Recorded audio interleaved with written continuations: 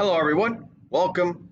Happy Monday. I hope that you guys had a great weekend, and I hope that you also managed to enjoy the Super Bowl if watching that is your type of thing. So, today in this video, what you're going to do, you are going to walk with me as we talk through some parts of figurative language.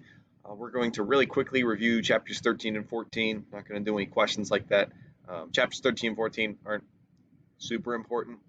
They're more just character development with Aunt Alexandra, but we're still going to talk about them. And then the main piece of information that you're going to tackle today is the character playlist. It's an opportunity for you to get a little creative, bring in your own personal preferences when it comes to music, and apply that to some of the characters within reason, as I will explain in a little bit. So that's what we got going on today. Let's get into it. So your student learning objective for today is students will analyze the meaning of words and phrases as they are used in works of literature, including figurative, connotative, and denotative meanings. Students will also place themselves in the positions of characters to develop a better understanding of their motivations. So that's all the technical jargon of what we're going to do today, translated from what we talked about in the first slide. Your bell ringer for today, which I would like you to answer before 3 o'clock today. Whose fault is it that Aunt Alexandra and Scout don't get along? Is it one of them or is it both of them? And why do you say this? So this question centers around the conflict between Scout and Aunt Alexandra, who from the very first moment that we met them, we've seen that there is a lot of clashing between these two individuals.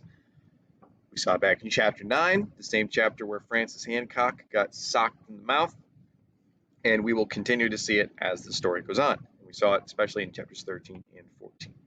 So why do you think this is? Do you think it's because Aunt Alexandra is just out of touch and bougie and just unrelatable?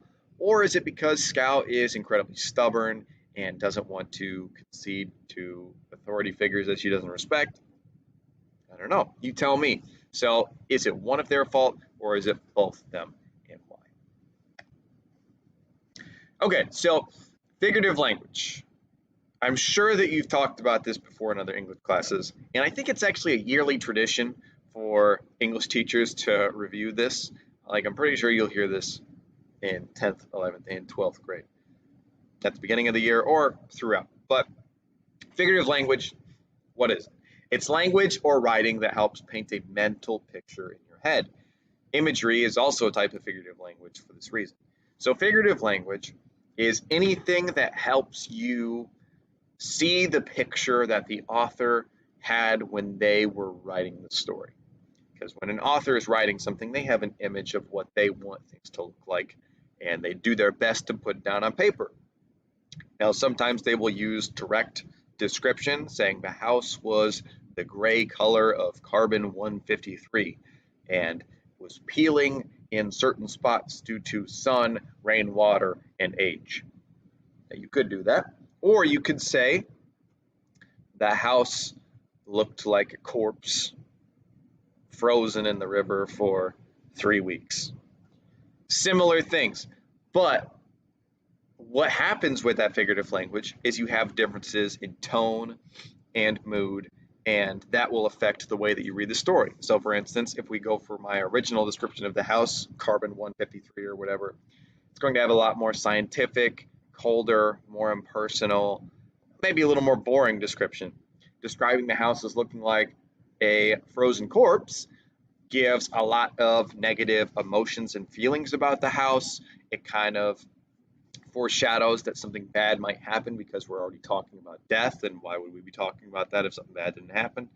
So the author, or the language that the author uses, is very intentional. So we are going to look at 3 types of figurative language today. We're going to look at simile, comparison using like or as, metaphor, a comparison without like or as, and personification, describing a non-living thing with living traits. So those are the 3 things that we're going to talk about today. And a quick note here. Let me move myself.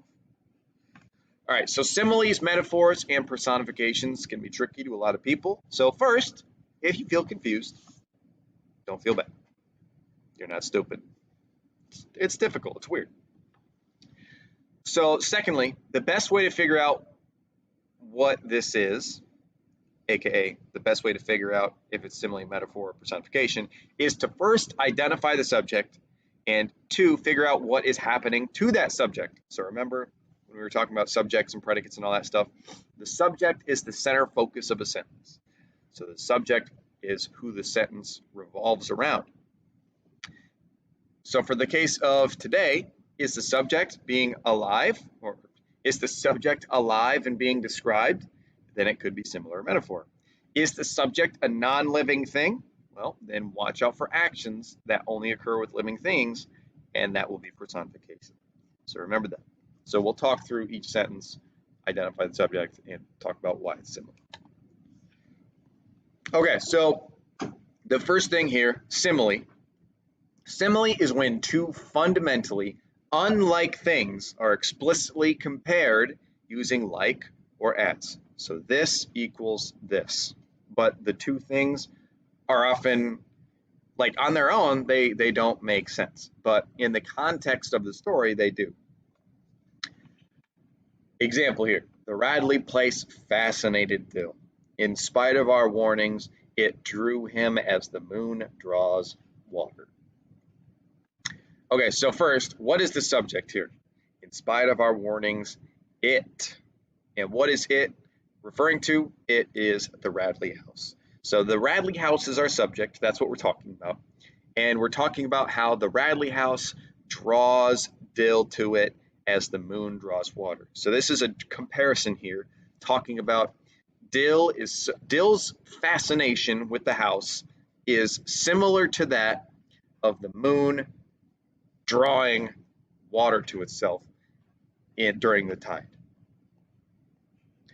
So what does this mean? The gravity of the moon is what creates tides. Because of this, it can be said that the moon draws water to itself, which if we go back to, oh, I deleted the picture. Cool. Thank you, Mr. Morrow. The moon is responsible for tides. So when the water goes out and then back in over the course of the day, it will rise several feet or whatever. That's because of the position of the moon in relation to the sun. So the moon actually does move water, and so it's saying that the Radley place is the moon and Dill is the water. It's that direct comparison between Dill being the water and the Radley place being the moon. That's what makes this simile. And it also has like or as. So if there's any type of comparison happening in a sentence, any type of thing that's trying to describe something to you and it has like or as in it, as a description, it's going to be simile. Another quick note here. Just because a sentence has like or as does not make it a simile. So we'll see a couple examples later that have as or like in the sentence. And so some students will think, oh, well, if it has like or as, it's got to be a simile. No, that's not true. It needs to have like or as and be making a comparison to something. So let's look at these different sentences. Her beauty was unparalleled. She was like the goddess Aphrodite. So this right here, this is simile. Why? Because something is being compared to the goddess Aphrodite.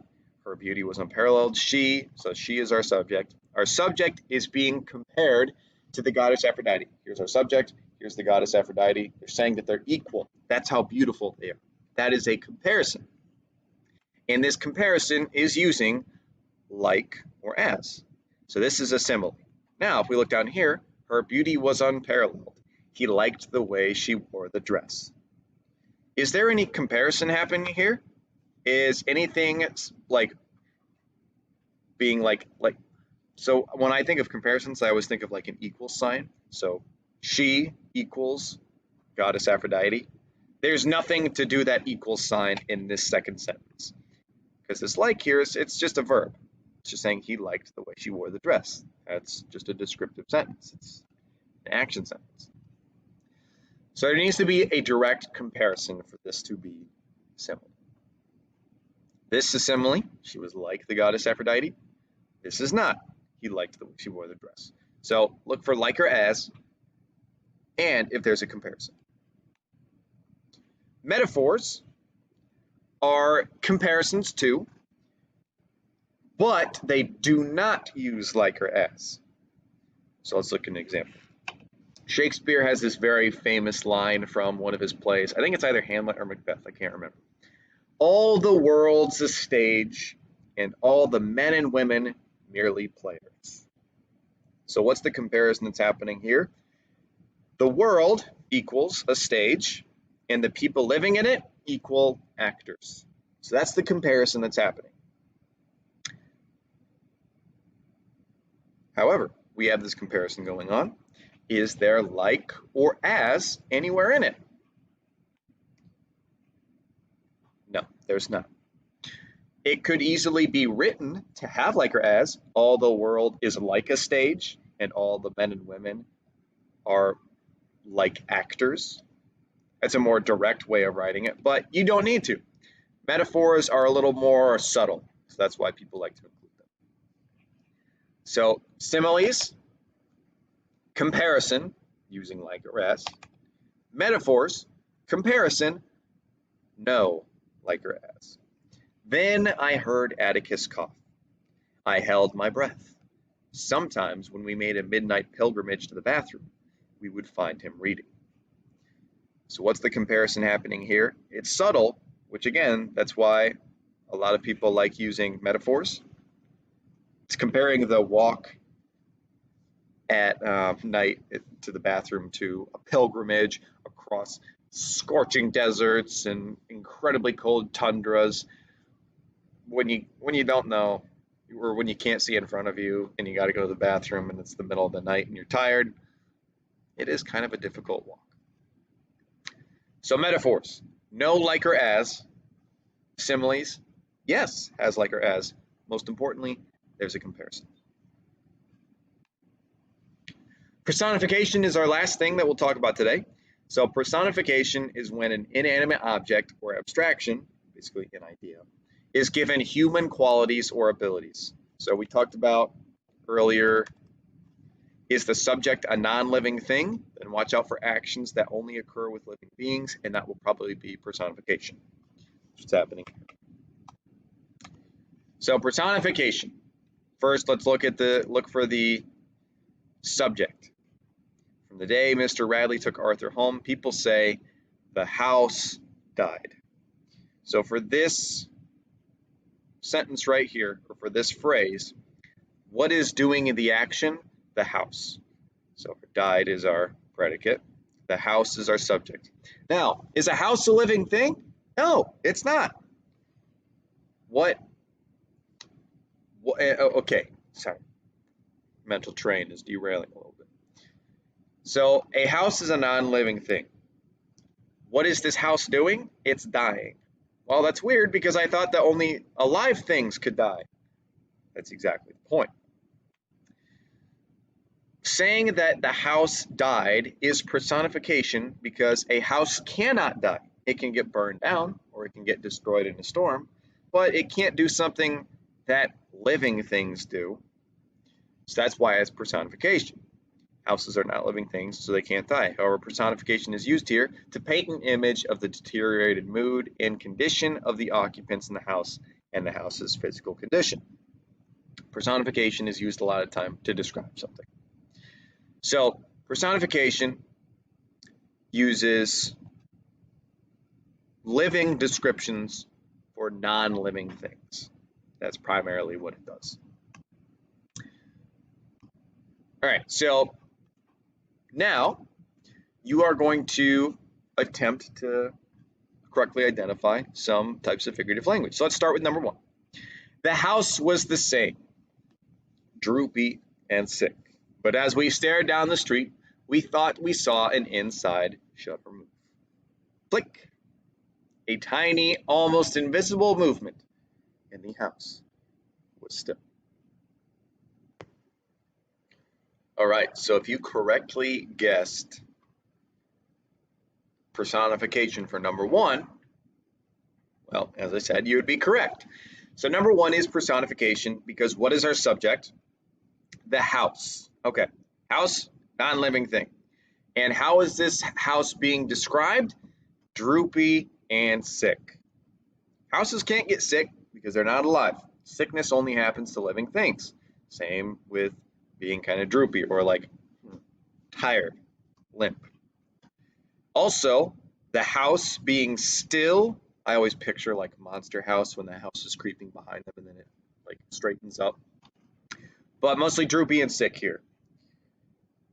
The house is being described as droopy and sick because it adds to the tone of the whole house and how sad it is and kind of like dilapidated. So number one is personification. Number two, I had never thought about it, but summer was Dill by the fishbowl smoking string. Dill's eyes alive with the complicated plans to make Boo Radley emerge. So look here. Is there any comparison going on? Does it have like or as? What is our subject? Let me just tell you, the subject is summer. So what's happening with summer and what is the answer? All right. So number two is a metaphor because summer was Dill by the fishbowl smoking string, Dill's eyes alive with complicated plans. Summer is being described and compared using memories of Scout. So summer is Dill. Summer is his eyes alive with complicated plans. Is there any like or as? No, there is not. So because there's a comparison happening, summer equals Dill by the fishbowl. Summer equals Dill's eyes alive. So there's a comparison. There's no like or as. So number two is metaphor. Number three, as if to confirm what we saw, the town siren wailed up the scale of a treble pitch and remained there, screaming. Okay, hopefully you chose the option for personification, even though at the beginning here we have as, but remember, it needs to be a comparison. There needs to be something going on or something being compared. So this equals this. There's none of that happening, especially when it comes to this as. So that as, it's not simile. But what is the subject here? What is the sentence or the center of the sentence? The town siren. That's what we're focusing on. The town siren, is that alive? No, it is not. It is a speaker. And speakers like this one, they're not living. So to describe the town siren, a non-living thing, as wailing and screaming, things that living things do, makes this personification. Lastly, number four, ladies bathed before noon, after their 3 o'clock naps, and by nightfall were like soft tea cakes with frostings of sweat and sweet talcum. So what is our subject here? Who is the focus here? Ladies. And what are they doing? How are they being described? Hopefully you correctly suggested or correctly answered simile for number four. There is a comparison being done here. Ladies equals soft tea cakes with frostings of sweat and sweet talcum. So it's saying that the women of the town are just like little soft tea cakes because they've bathed so often in all their sweat and just the humid heat of Alabama during the summer. And what is this comparison utilizing? Like or as makes this a simile. So going back to this, number one is personification. Number two is a metaphor. Number three is personification. And number four is simile. So hopefully there aren't too many confusions, but we're going to keep talking about this throughout the week. So that shouldn't be too big an issue. Okay, so a quick review of chapters 13 and 14. Chapter 13, Aunt Alexander comes to visit, saying that Scout and Jem need a feminine influence in their lives because their mother passed away. But but that's probably not the real reason. It's most likely because Atticus is going to be super busy with this court case over the summer, and Aunt Alexandra can take care of them in like a more maternal way than Calpurnia. Aunt Alexandra, when she gets there, she fits right in with all the gossipy ladies in Maycomb and immediately becomes the top of many of the social circles. In chapter 14, a couple of things. Aunt Alexandra wants to fire Calpurnia, but Atticus won't let her. Dill runs away from home and is found in the Finch house under Scout's bed. He's just like, oh, hey, Scout, what's up? What? You're only here during the summer. Yeah, I decided to run away. So we find out that Dill ran away because his parents just aren't the best parents, and they don't ever feel like spending real time with him. It's kind of sad. And he just feels like he's third wheeling with his parents. And so Atticus and or Jem rats him out. Atticus makes him go back home, and it's a defining moment for Scout because she realizes that not everything is just as imaginative and fun as it is in a kid's eyes. There's some realities that you have to face. Like, you can't run away from home and just ignore the potential fear that your parents will be facing. All right, so for the rest of class, what you're going to do, you are going to make a playlist for a character. So like a Spotify playlist. You are going to choose one main character from the story, so don't use Little Chuck Little or Burris Ewell or anything like that. And you are going to make a playlist of 5 songs that you think the characters would listen to or that you think apply to them. So it doesn't need to be like 1930s songs. You can use modern songs for this, with the exception of it has to apply to the characters or be something that they would listen to. For instance, I doubt that Atticus is going to choose to listen to the baby. It just seems a little old-fashioned, and he's probably going to be like more, in my mind at least, he listens to more classical music. He maybe like some old-timey rock and roll or country hits because he grew up in the country after all.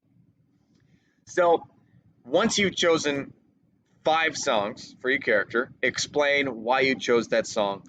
Are you explaining it because you think that the character would like it? Are you explaining it because it applies to the character, like it sings about a character? But then choose why, or explain why you chose it. So I will show you what that looks like right now. This will be posted on your Google Classroom by the time you hop into it. So character right here at the top. So just put like Jem, Scout, or Miss Maudie, something. Let me actually bold this too, just to make sure you guys see it. Come on, there you go. And then for here, song and artist, so you can put like Raindrop Prelude by Frédéric Chopin. Something like that. And then why'd you choose this song? I chose this song because blah, blah, blah, blah. So that is your main assignment for the day after you have completed the set puzzle. So if you have questions about anything at all, send me an email. I will gladly help you out. So yeah, I can't do in-person meets for the next couple days because I'm doing I-step testing. We'll be back in person on Wednesday. So I hope you guys have a great day. Again, send me any emails with questions about anything. Of course, after you've looked for an answer first, don't just send me easy questions. But you guys have a great rest of your day. Stay safe out there. Stay warm. I'll see you guys Wednesday. Let me know if you have any questions.